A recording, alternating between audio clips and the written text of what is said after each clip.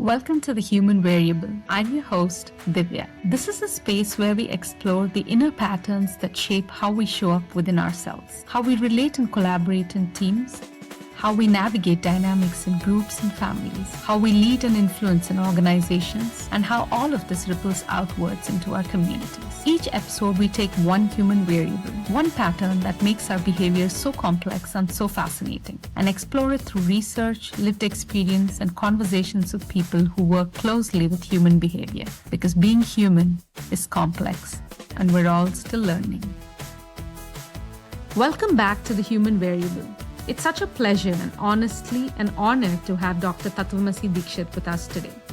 Dr. Dixit is one of India's leading advisors on family business and intergenerational leadership. He's the founder of Fabric, co-author of Indian Family Business Mantras, and was personally honored by then President Dr. APJ Abdul Kalam for his work bridging ancient Indian wisdom and modern life. In this episode, you'll hear why he says a family business's biggest competitor isn't the market, it's the family itself.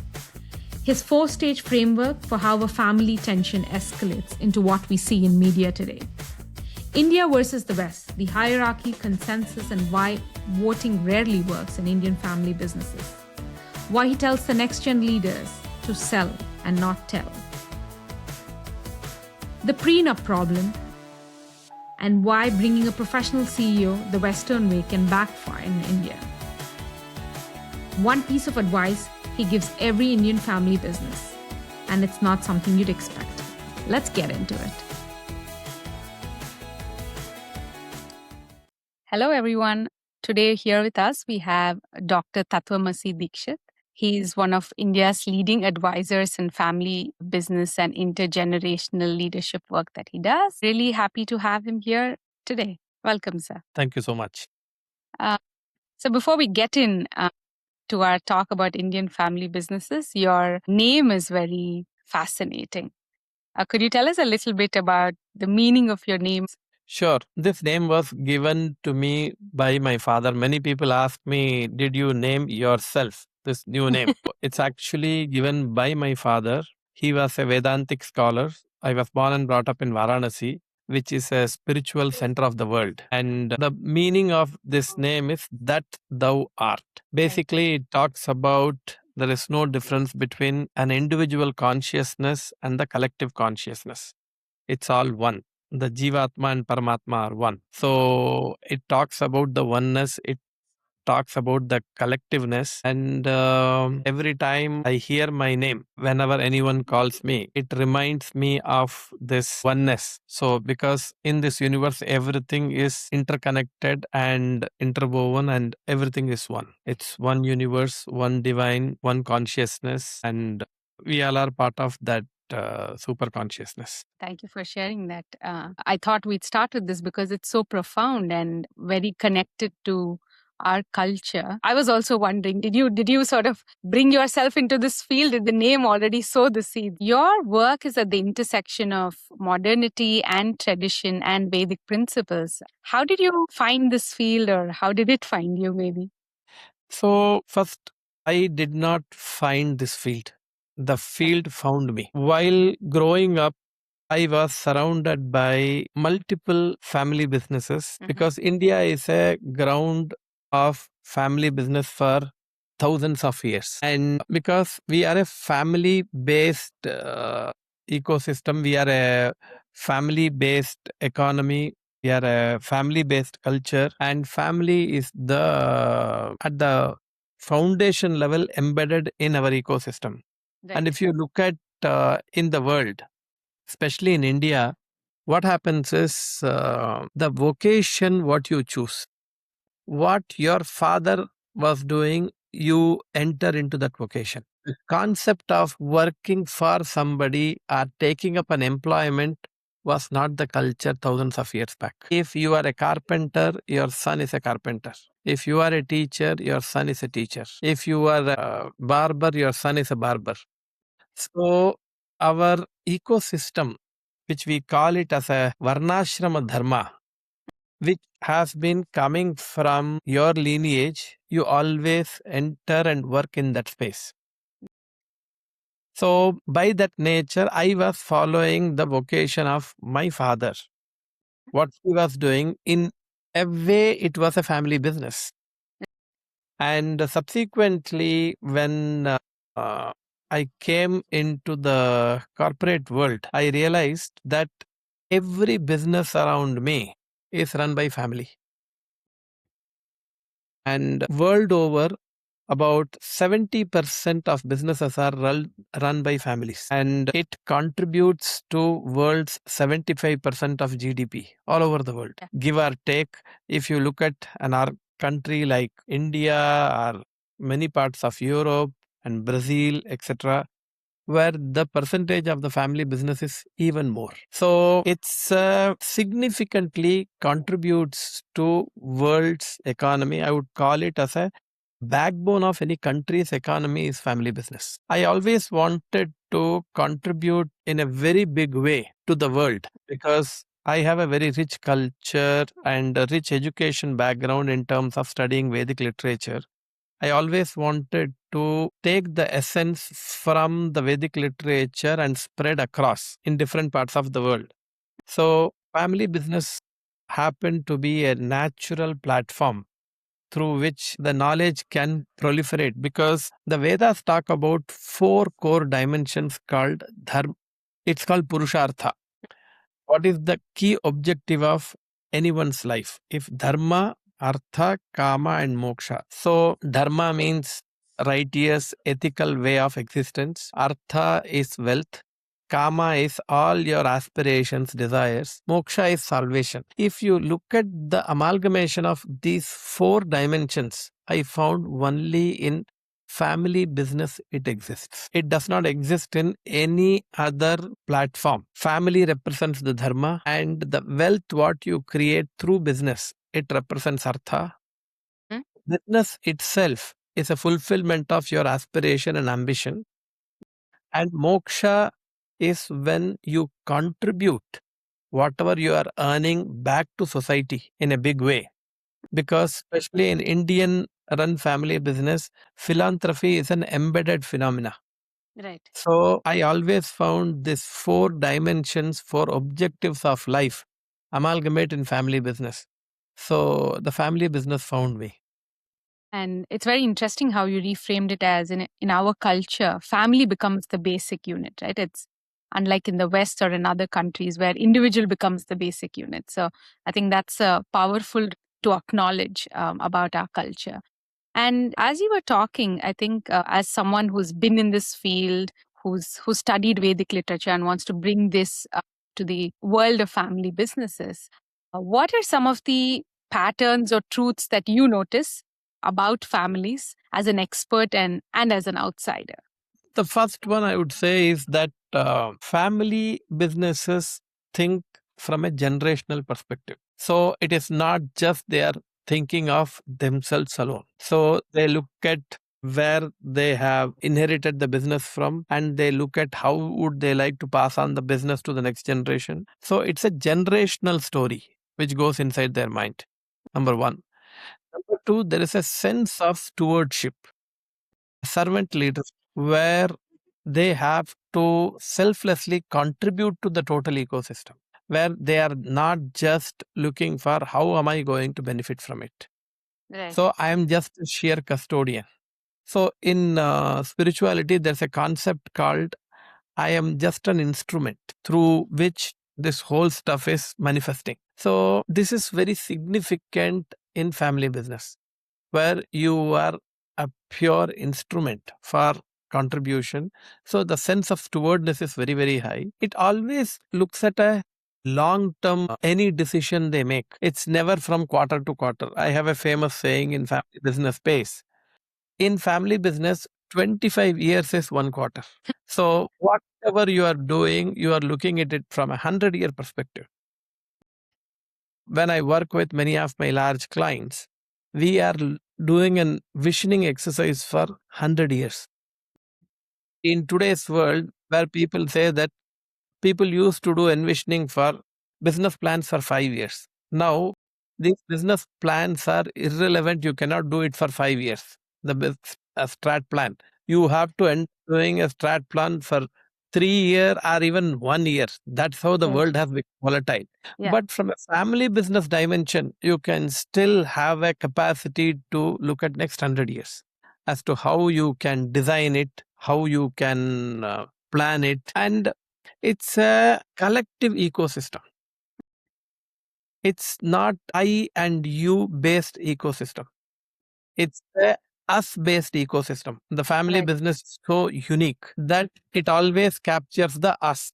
That's one very important factor to be noted. Relationships are the driving factor. Mm. Depending on how good relationship you are maintaining, that will make sure the continuity from generation to generation. You have to significantly invest in relationship, and it calls for sacrifice. This space, you must not think of yourself first. Family first orientation. And how much I am ready to, you should never ask, what am I receiving from the family, but what am I contributing to the family? Before even taking, you should ask yourself, what am I giving first? Because family will keep on giving it back to you right from the time you are born. Mhm. So, what are you contributing? And predominantly, I have found family run businesses are very conscious about the capital. Mhm. I always found that they are not just a mercenary institutions, they are always profit with purpose. So it's not just looking at a profit alone. So that makes it very interesting from a cultural dimension, especially in Indian family businesses. Yeah, as you were talking of that, I think I was reminded of the phrase that they say about how family businesses is sort of borrowed from your grandson or the granddaughter, right? You were talking about a person being the instrument for the future. So that was something that came to my mind. And you very rightly spelt out how the bonds become so important or the relationships become important. I think in India and Indian culture, we see emotional, spiritual, societal bonds as well. What do you think are the strengths that come from Indian culture for family businesses? No, number one, I would say that we are a hierarchical society. Indian family businesses are very hierarchical, and they respect that hierarchy, and we are a very collective society, Right. unlike West is very individualistic society, and Indian ecosystem, Indian family businesses are very collective in nature. Money is a means to an end. Mhm. Money is not the end by itself Right. in every business. That's why I was mentioning profit with purpose. Here, people are ready to sacrifice for each other's benefit, ready to give in to preserve the relationship. So, the idea here is, at any cost, they do not want to disturb the family harmony. They Mhm. are ready to make less money, less profit, but not at the cost of the family's harmony, Right. not at the cost of family's togetherness. So at times it may feel that business is getting compromised, but there are many families that take a position that profit is not our only motive. Mm. Profit is one of the motive. So it brings in a lot of strength from a spiritual angle, from a cultural angle, in terms of many people put the family first, many families, and it's a looking beyond money. That's why I used Mm. the word earlier, conscious capitalism. They're very conscious about reaping the benefit out of capital and where they are going to use it, how they are going to use it. It's a responsibility. It's not Right. just making money.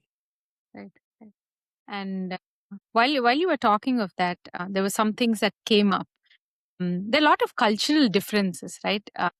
That stand out, and maybe the West, you worked with global families. There's a very different approach to how families relate or make decisions and even think about succession in India and the West. Is there anything that you want to tell us about this? So if you look at the West, as I mentioned, I found it to be a very individualistic society. Individual comes first. Here in Indian context, family comes first. Mhm. So if you look at, for example, ego management, and West tries to equalize each other in generations. So whereas in India, you don't call whoever is elder to you, they don't call them with the name. It's always with some respectful connotation. It's not acceptable. In West, Right. a father and son can sit and drink together or smoke together. In India, they don't do it because it is a sign of disrespect. They are ready to give a even the next generation would be in their 50s and 60s, but they always say that, what is father's view? I would like to take their input and let them lead the decision. In Indian ecosystem, we always look for collective decision making. Hardly you will find in any family business in India they go for majority voting based model. Mhm. Because in the West, when you are not able to reach consensus, they will say, let's do voting and let's move on. Mhm. Here, there's always a feeling that if we go into a voting model, somebody will feel that they are left out. And so, therefore, they strive really hard. I have seen in many of my clients, because we are not able to reach consensus, they drop the topic. They're ready to take a hit on the subject. So, it's a very collective, family first, sacrifice oriented institution rather than just I, me, myself, or business first, or emotions and values and cultures are always prioritized. Mhm. So, these are all the differences I Yeah. see. Yeah. And how do families manage this tension between the both ends in that case? Because there's a lot that comes up, and sometimes I think the West also looks at it as some of these cultures not being open about conflicts or not being able to address the issues. But of course, there's a value of family first. See, first of all, in any family business ecosystem, whether it's East or West, the differences are inevitable. So, I would like to present this subject in a framework. Stage one, I call it as a difference. When two human beings are there, they think differently. So it starts with a difference. And if you don't manage the difference well, it leads to conflict. And if you don't manage the conflicts properly, it leads to a space called incompatibility. And if you don't manage incompatibility well, it leads to separation. Families separate out. The tension exists in all the four zones. Whether it is difference management, there's a tension. But the degree of tension is low. Right. If you move to conflict, the tension is high. Incompatibility, the tension is even more high. So the idea here is, how do I manage these tensions in families, in business, is to first try to address the individual by giving them a different perspective, giving them guidance, coaching, counseling, help them to reframe the whole subject in their mind. And because end of the day, these tensions come only because of ego. Mhm. In all the families, if you go, the underlying cause of this tension is pure ego. And if you don't know how to do ego management, address their ego, this becomes major issue. So the idea here is, how do you cater to their ego, make them understand, teach them empathy, and give them a larger picture. Many a time, if you are able to address what exactly is the underlying issue in a one-on-one before collectively putting them on the meeting floor, it helps. I have been able to resolve multiple tensions like that. Where if you do a discussion in a group, it will never get resolved. Always break the problem into a smaller problem, and then it does resolve itself. You mentioned an interesting framework and about how tension exists in all of them. In our culture, also, there's a lot of unresolved and unsaid because of the social stigma again. You don't really talk of the conflict. So, how do families or family businesses really know that they need to address the issue, and when or how do they go on to address these issues? See, families are very, very private in nature. Family run businesses are very private, and they always want to resolve their issues within themselves, by themselves. Especially if there happens to be a family leader. The family leader tries to resolve it. And many a time, the family leader happens to be a matriarch of the family, happens to be a family leader, not necessarily a patriarch. But in a family where there's an absence of leader, then it becomes difficult to resolve. And they realize that if they don't resolve it, it's hurting the business. So they don't mind taking external help. And of course, the most important piece they look for when they're engaging an external advisor or somebody who is helping them out, how the person is maintaining the confidentiality. The trust is the most important factor. And once they are able to repose the trust on the person, of course, it's a very skilled job. It's not easy to navigate this seamlessly unless it's like I always compare the family business work with a qualified surgeon's job. More surgery you do, your hand becomes more refined. You understand how to navigate. People are taking external help because it's not anymore a stigma. West, it is extremely common, and India has been learning from the Western family business in terms of how do they use an advisor to resolve family business problems. Right. Earlier, this job was done by not so qualified people, such as their chartered accountant or their lawyer or a trusted friend or a board member or sometime in the family their doctor who doesn't understand business used to sit and resolve this whole puzzle. But more and more people are realizing that this requires not just a common sense, but you need a skill to carefully navigate. Because in families, it's never the big issue which breaks the family or creates a tension in the family. I call this as a butterfly effect. Just a small issue. If you don't understand, pick up and address at a very early stage, it will become a major problem. So it's extremely important to pick it up when it is really small. That can sort of go anywhere and become big. And while you were talking of that, you were mentioning about how people used to go to their trusted friend or someone else. And that role is slowly being taken on by consultants or advisors who can really hold this psychological safety and kind of that create that psychological safety among members. Do you think that's changing because next gens or founders are looking at the West, or how is that journey come about? See, one is definitely West is a big influencer because people are noticing how West has been using different family business advisors.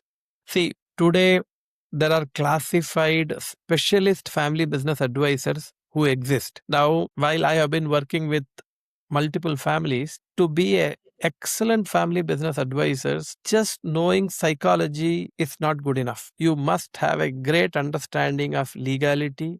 You must have a great understanding of finance and numbers. You should understand the business landscape. You should understand the geopolitics.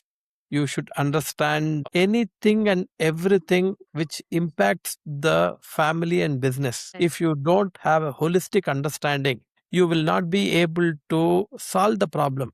Now, because this category of people exist and families, how do they get to know people like me is only through word of mouth and word of reference. Because somebody who has experienced in their family, they have solved it.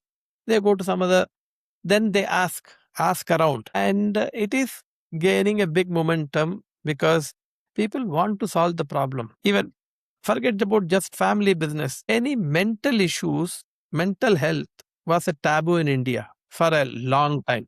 If you go to a counselor, the understanding was, oh, something is wrong with you. But thanks to a lot of mental health professionals who have been able to establish in the world, especially in this part of the world, which is very much required, that it's not something wrong to have a mental issue and it's nothing wrong to go to a specialist to seek some guidance and help. So it's the perception is changing. People are changing in this space. Sure. And you were mentioning about coaching and counseling, and like when you're talking of therapy, right? Is that something that people are actually approaching proactively? Because definitely the West and the rest of the world is far ahead with it. But how is coaching approached in India? See, I would say that lots of people are looking forward to coaching because coaching does not carry any taboo as compared to a word therapy or as compared to a word counselor. And there are multiple certified coaches happen to be in the world who are supporting and helping people with their personal growth and business growth, etc. It is being perceived as a growth initiative rather than a mental health initiative. Right. So Right. people are much, much more open to going to a coach.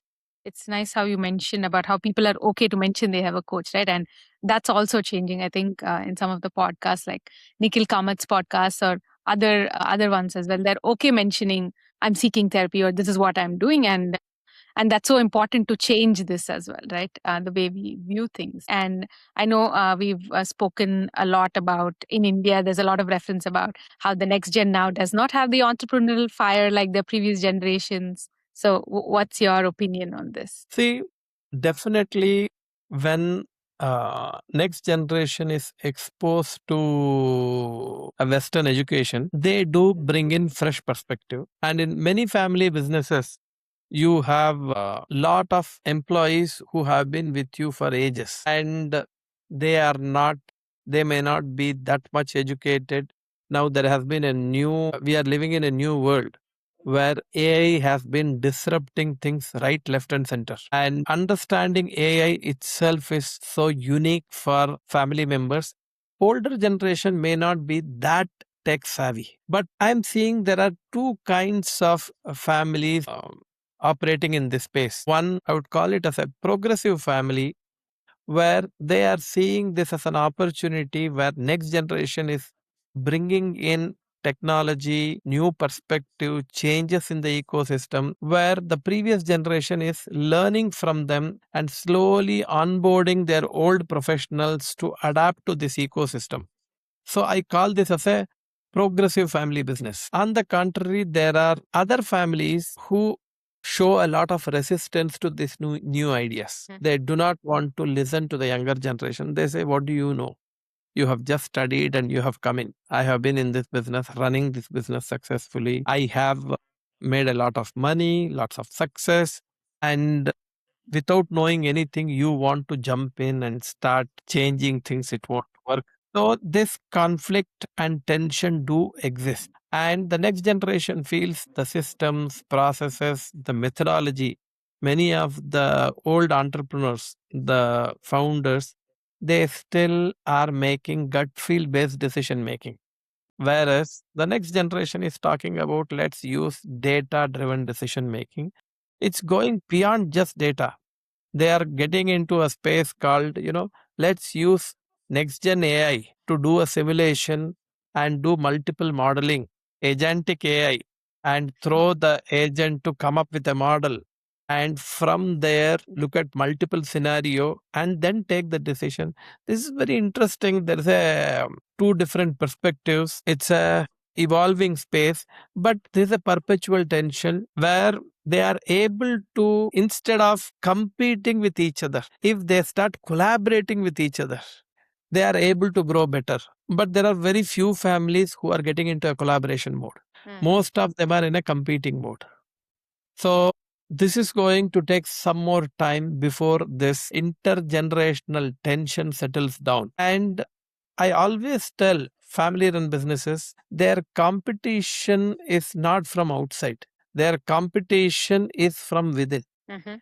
They are competing with each other within the ecosystem. They are not competing with the market. They are not competing with a competitor. It's a competition within the family that creates more tension and creating more destruction to the family business. Organized families, developed families, conscious families are able to recognize this and they're able to make this progress. Sure. And as you were talking about that, you said competing versus collaborating families. What really comes in the way for families to be collaborative when they sort of really know what's causing their destruction? It's only ego. When I think that when I'm in a competing mode, I know better attitude. I know it all attitude. What do you know? I know better. The previous generation can say, I have done it, I have achieved, I am successful. The next generation can say, I'm more educated, more exposed, and more tech savvy. I understand the new world more. I understand the customer behavior more. I understand the trends more.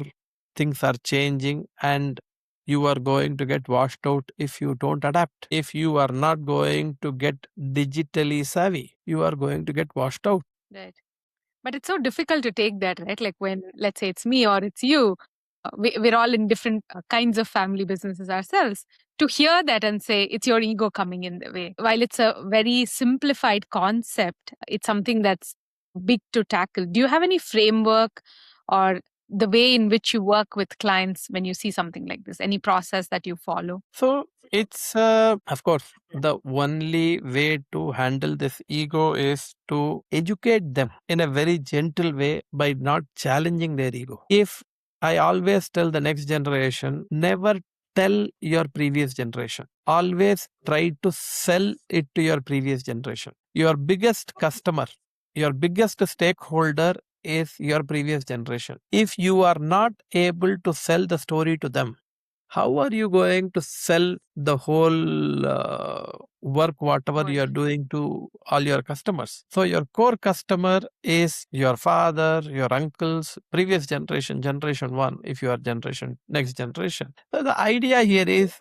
it's the next generation. They need to take a humble approach, saying that, look, here I'm dealing with somebody who has been successful and who has brought me up to where I am today. Well, I may have some new perspectives. I may have some new knowledge. I may be tech savvy, new trend. But if I follow the culture and value system of the family, I may be able to get across to them well. So when I work with two generations, I play the role that of a mediator between the two generations.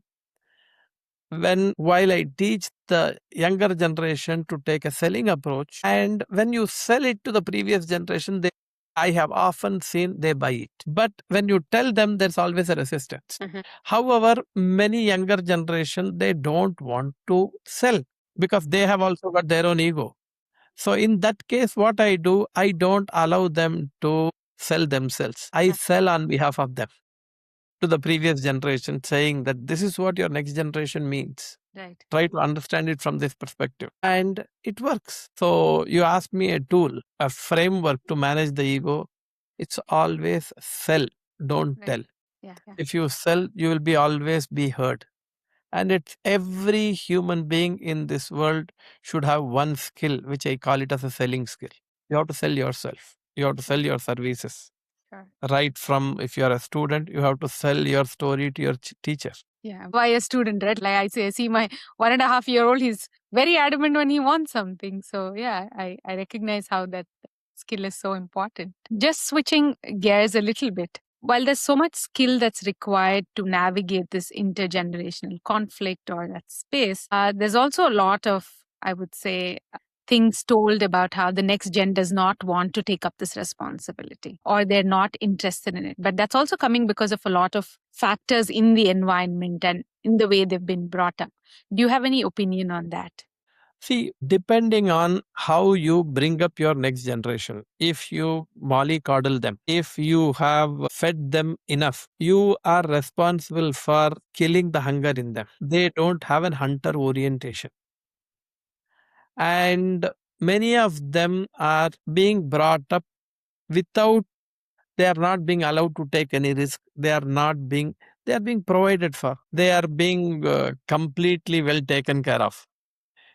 So what it does is that they're bubble wrapped generation. It's an entitled generation, and if you are bringing up them in a lot of wealth, it's the perils of privilege.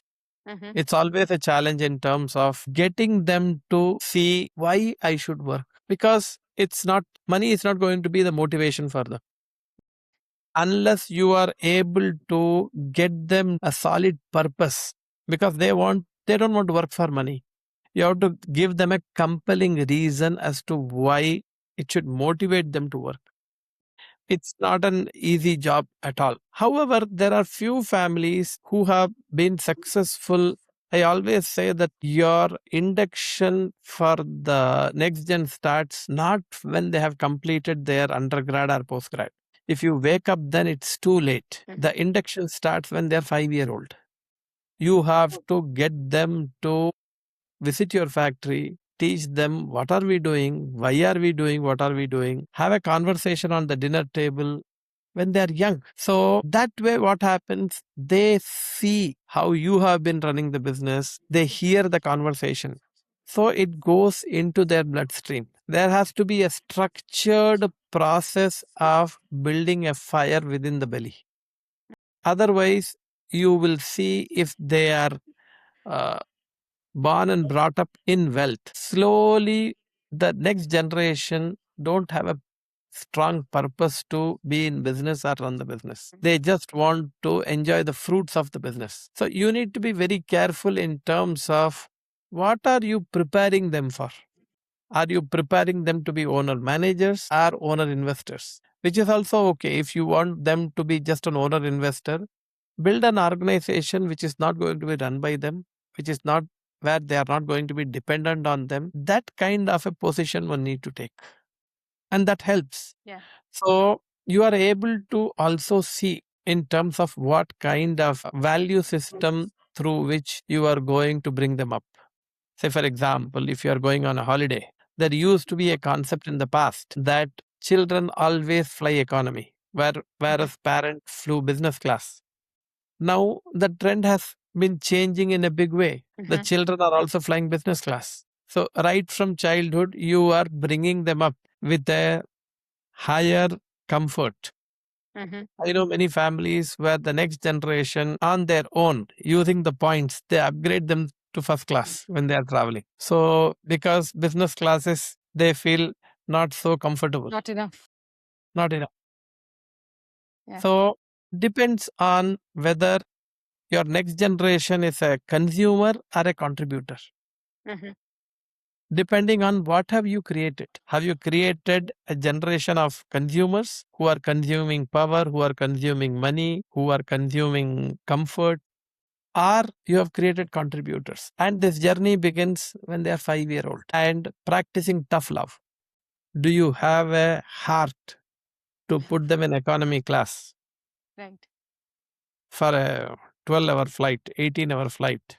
That's an interesting idea that you put up here for the audience. How it starts, how it's so related to parenting, right? And how if individuals have to flourish, again, looking back at maybe self-determination theory, which talks about your purpose and your autonomy and what you give them in that life that creates this. Yeah, and you were also mentioning about how they can be owner investors or owner managers. In that context, I think Indian family businesses, we don't look at professionalization that much. We're still looking at keeping it within the family, either because we look at it as a threat or for other reasons. From your experience, what does true professionalization even look like? And when do families have to start thinking about this? Maybe in terms of number for revenue or.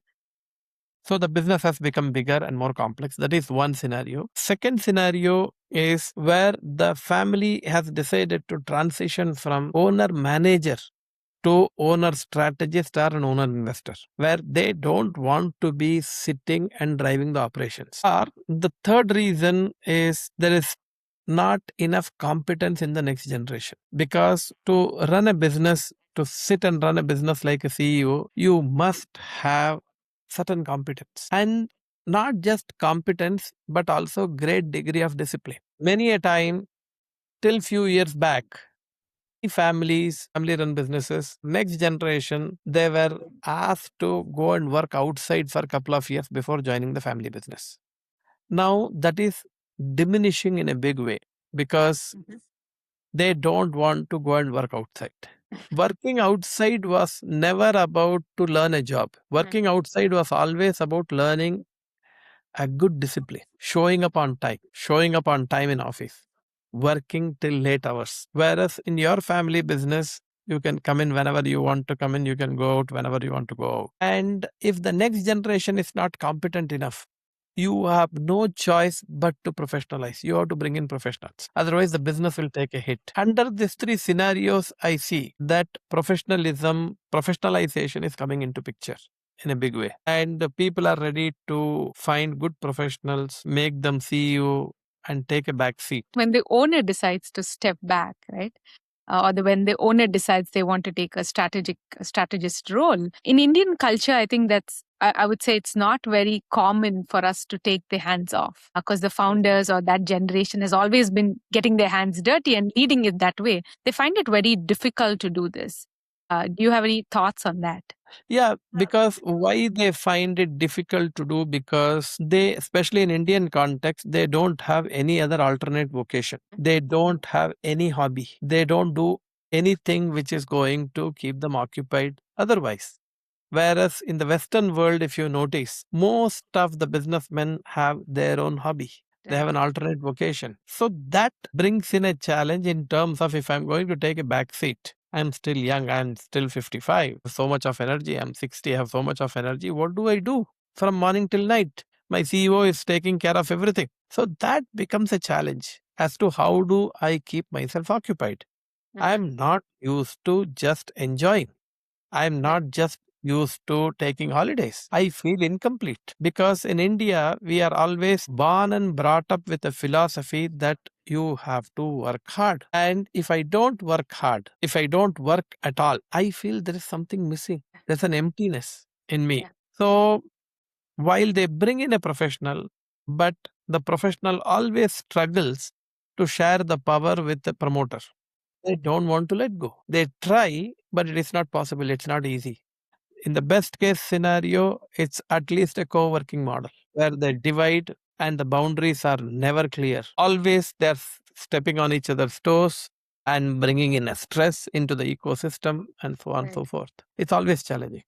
So, is there a way out? Is there something that people do? Well, the only thing is that as they develop more and more trust, I define a unique structure for them, saying that, look, if you are bringing in a professional CEO, I request them never try to go from one extreme to another extreme. Neither he will succeed nor you will succeed. If you just say that, you know what, okay, you take everything, you will keep quiet for a month or two. Then you will suddenly jump in and disturb him more. Rather do a structured transition. Stage 1 only give him 10%. Stage 2 20.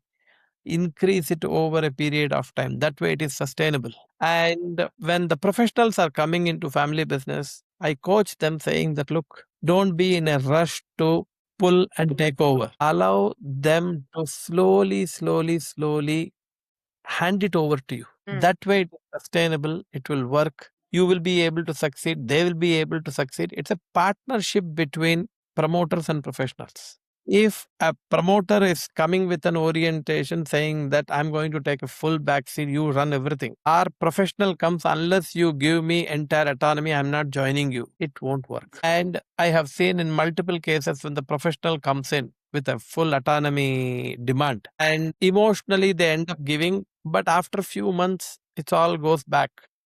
Nothing is sustainable. So the more sustainable model is do it slowly. Trust building between the promoter and professional is most crucial. If the trust is built, it is possible to delegate. That's a single most ingredient. If you can't build the trust, it won't develop. It takes time. So the only way to do this is through that structured approach, you say. But just curious, are people doing it this way? What's the reality like in Indian culture? Not really, because there are people, not all the family businesses take a proper advice. And this space is predominantly handled by HR people.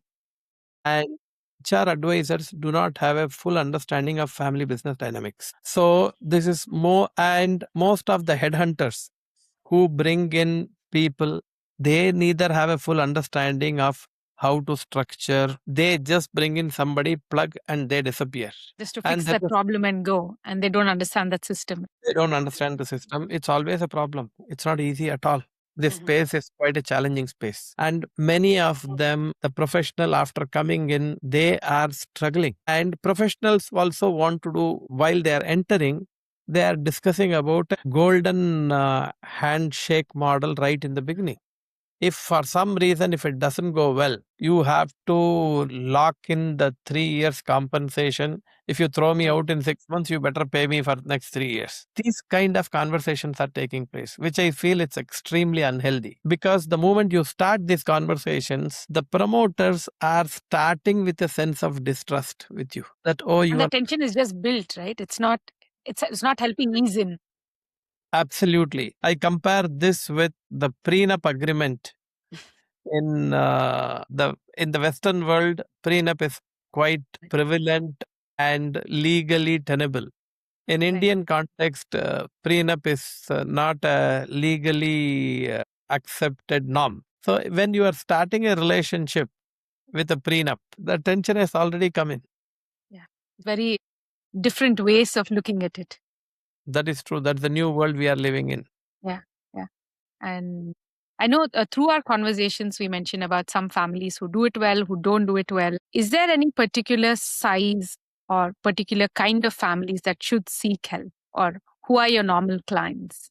See, I work with multi-generational conglomerate, large family-run businesses where they have a lot at stake, where billions and billions of investment, publicly listed company, governance is highly important, where they want to perpetuate from generation to generation, next generation. But what is the need? Every single family business should try to put a good governance in place, whether they are small family business or whether they are big family business. They must find some help, because every family business goes through all these struggles, whether they are small or whether they are big. It's a challenging space. I think that's a good lens to carry, that it's okay to seek that help from the outside, whether you're big or small. It You just depends on what's at stake. So, for example, if you are doing your corporate restructuring, you involve the tax advisors. You don't end up doing your own restructuring on your own, because that's not your specialty. You know how to run your business. If you are doing a branding initiative, you bring in a branding agency. You don't design and sit and start doing your own branding. That's not your specialty. The day you start designing, I'm going to design my own branding, I am going to design my own campaign, that's not your job. That's not you are super specialized in. If you can afford, please appoint a specialist who is going to come and help you with this. Sure. You bring in an IT consultant. You don't start sitting and coding and creating an IT platform. With a new world of AI, people are trying to figure out and create their own application using AI. I tell them that don't get into it. That's not your job. You run your core business. So similarly, a family business advisory is, work on your strengths and bring in external help wherever it is required. Sure. I think that's a good message in our conversation. Stick to your strengths and seek help wherever needed. I just want to wrap this conversation up with a small rapid fire, if I may. Sure. What's one Vedic concept or anything from the traditional culture that every family business should remember? They should think that it's a karmic connection. I happen to be in this family business because of my karma. And the moment you start interpreting things under karmic umbrella, you will always understand a big picture and you will learn to give and take. One Western practice that Indian families should embrace a little more. I would say structured governance. They are good at following systems, process, structure. So more structure, I would say we should learn from them. And one unique cultural trait of Indian family businesses. We always, every single family business have a spiritual dimension. The spiritual quotient brings in a uniqueness. And if you are able to look at things from a spiritual dimension, you get how much ever difficulty you pass through, the orientation is this shall too pass. Yeah. Gives that resilience to stay on in the longer game, I guess. One thing that founders need to unlearn, it can be founders or the leading generation. They need to let go of success arrogance. because with every success, you become more egoistic, more arrogant. You have to unlearn success arrogance. And what's one thing the next gen has to learn or unlearn? Well, the next gen needs to learn that they need to put in a lot of hard work. Don't try to day one when you are coming in, start thinking that I know it all, how much ever educated you are. So that will help the next generation. And one advice you would give every Indian family business? Put together a family constitution and a good governance structure for your family business, which will help you to run your family and business in a successful manner. Thank you so much, Dr. Tatwamasi. It was really great having you here and having this conversation with you. Thank you for joining us on The Human Variable. I hope something in this conversation has helped you see yourself or your relationships with a little more clarity or maybe even compassion. The Human Variable is an ongoing exploration of what it means to be human across different contexts and inner worlds. If there's a human pattern you're curious about or something you're noticing in your own life, tell me. It might shape a future episode or even a future series. Keep learning, stay tuned, and take good care of yourself. I'll see you next time. This is your host, Divya.